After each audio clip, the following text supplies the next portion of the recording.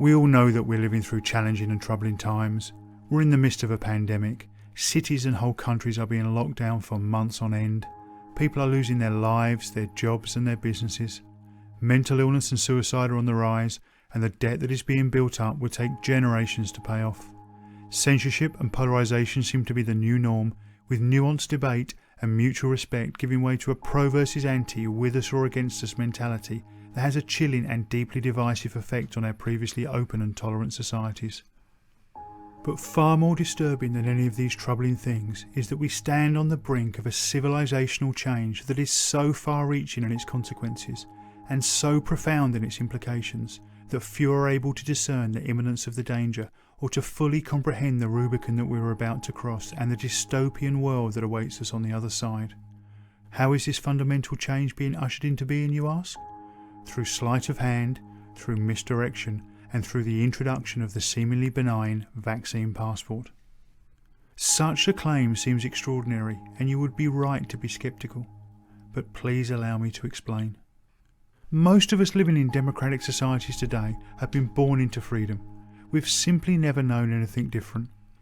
Now, liberal democratic societies are certainly not perfect, but we are essentially free to live the lives we choose, go where we please and behave as we wish, except where our actions are expressly prohibited in law, such as stealing, committing acts of violence or taking another's life. But we've not earned the freedoms we've enjoyed. They've been handed down to us by successive generations who wrestled them from the hands of monarchs and tyrants, who campaigned, fought and died so that we could enjoy the freedoms that we now possess to live the lives we choose. Yet today we stand on the brink of having these priceless, hard-fought freedoms stolen from us as we look the other way, of relinquishing them without resistance or debate because we are told we have no choice but to accept vaccine passports if we want to get some semblance of our old lives back. At first glance, accepting vaccine passports into our daily lives may seem like a trivial change. After all, many of us have already become accustomed to scanning QR codes as a condition of entry into restaurants and shops.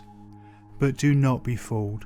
The universal adoption of vaccine passports is not a trivial change. It is no less than a fundamental inversion of what is meant by freedom in democratic societies, and it will facilitate a radical restructuring of our civilization. No longer will your personal freedom be expansive, constrained only at the periphery by long-established and mutually agreed laws. Instead, what will remain of your freedom will be limited to those things that you've been given explicit permission to do by some unseen algorithmic power mediated through the screen of your smartphone, one green tick at a time. Let me say this again, for it is critically important to understand. Today, we are essentially free to do anything we choose except where our actions are prohibited in law.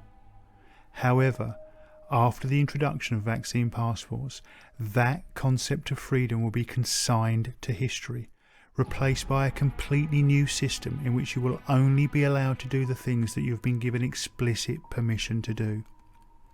This is what I mean by a fundamental inversion of freedom.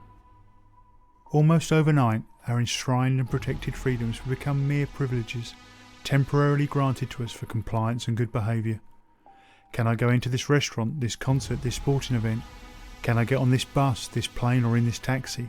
Can I go into this shop, this doctor's surgery or even into my place of work?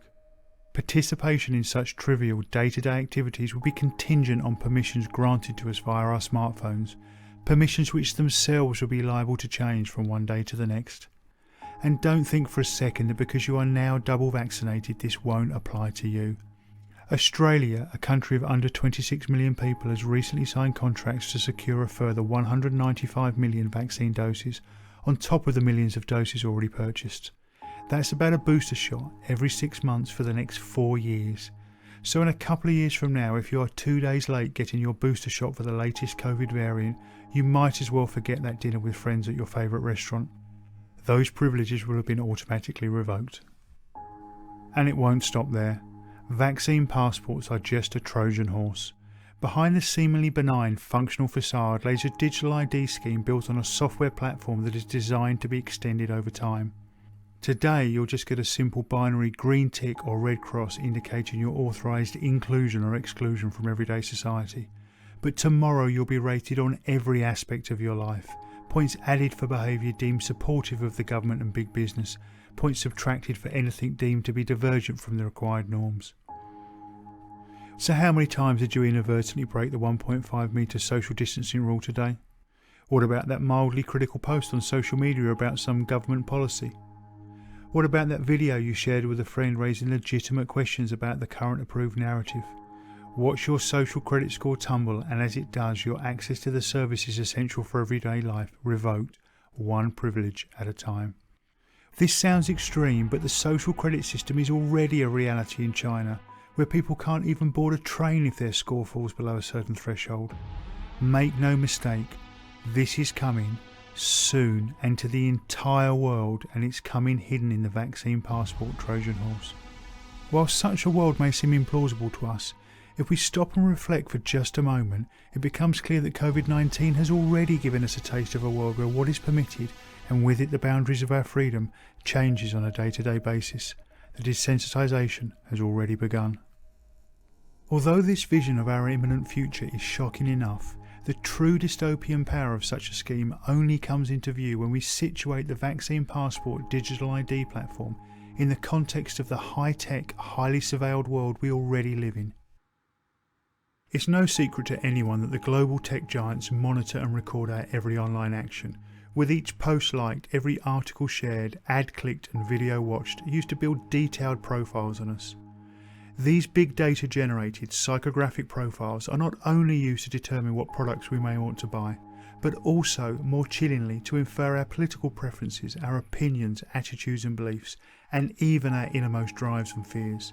It really can be argued that, armed with big data, AI algorithms and near infinite computing power, Google, Facebook and Amazon really can know us better than we know ourselves.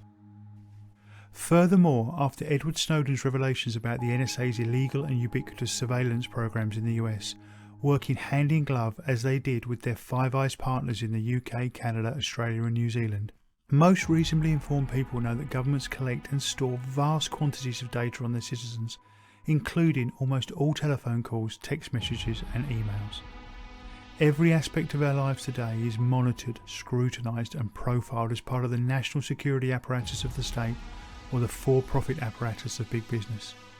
To date, the Faustian bargain that we've made with big tech seems to result in little more than a gentle nudge here and there from an online ad or an eerily accurate Amazon recommendation to purchase something that we didn't even know we wanted.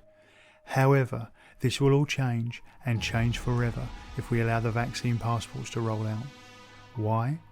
Because the vaccine passport and the social credit system it will rapidly evolve into is the final missing piece in an automated architecture of total surveillance and social control. George Orwell has made us all familiar with the watching and monitoring aspect of surveillance, and we all intuitively know that the act of being watched puts pressure on us to conform to certain rules and norms. Think speed cameras on the roads and CCTV cameras in shops and town centres. But there is another aspect of surveillance that, apart from the occasional speeding fine, few of us have experienced, and that is the disciplinary aspect of surveillance, the punishment for non-compliance that's received at the sharp end of the surveillance architecture. Until now, that piece of the puzzle has been missing, but with the advent of vaccine passports, the mechanism to automatically discipline those who do not submit to prescribed norms and mandated rules will be carried in everyone's pocket every moment of every day. There is a term that's used in the academic discussions on surveillance known as turnkey totalitarianism. This is the idea that the surveillance infrastructure for a totalitarian system has been constructed around us, but it has not yet been switched on. The machine is ready, but the key has not yet been turned.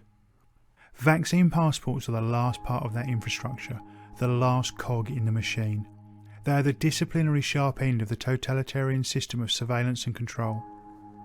Once we allow this final, critical part of the infrastructure to be slotted into place, once we accept it as just a normal part of daily life, the key will be turned, the Rubicon will be crossed, and there will be no going back.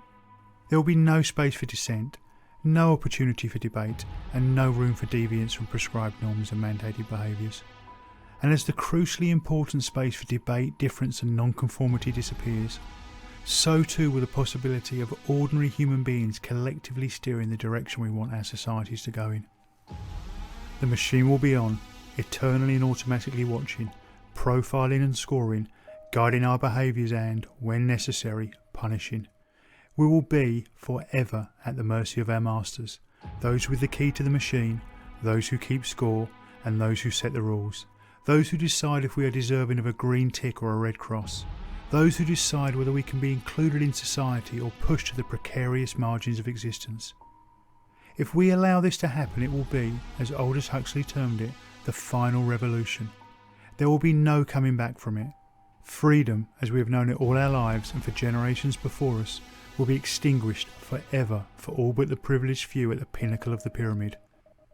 In time, maybe in a generation or two, we will be so conditioned by the continuous gaze of surveillance and the rewards and punishments that it will automatically issue that we'll simply police ourselves, self-monitored, self-censored and submissive. The freedom we enjoy today, even the very idea of freedom as we conceive it now, will become all but unthinkable to our children and all the generations that follow. It is said that totalitarianism is, first and foremost, the extreme focusing of surveillance devoted to securing political ends. Under the cover of COVID-19, without debate, discussion or informed consent, we're about to let a new totalitarian world of total surveillance, control and compliance be ushered in, welcomed by many in the name of doing their part in the battle against the virus. It is tempting to think that those of us living today in our high-tech, media-saturated world are far too informed and far too smart to have such a trick played on us.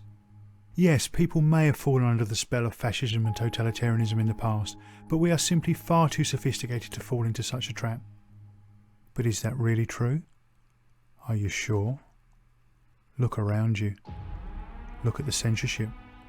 Look at how little deviance there is from the approved narrative on the mainstream media. Look at how fear is being used to corral and control us. Look at how we are becoming divided around the ideas of masks, vaccines and lockdowns. Look at the in-group, out-group mentality that's beginning to form.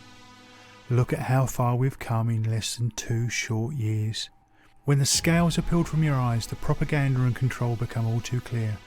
The destination laid bare for those willing to see. Given the gravity of what I'm suggesting, I ask you now to pause for a moment and consider this. For centuries, perhaps millennia, the torch of freedom has been passed from generation to generation, often paid for with blood. The flames of that torch fanned by the hands it passed through.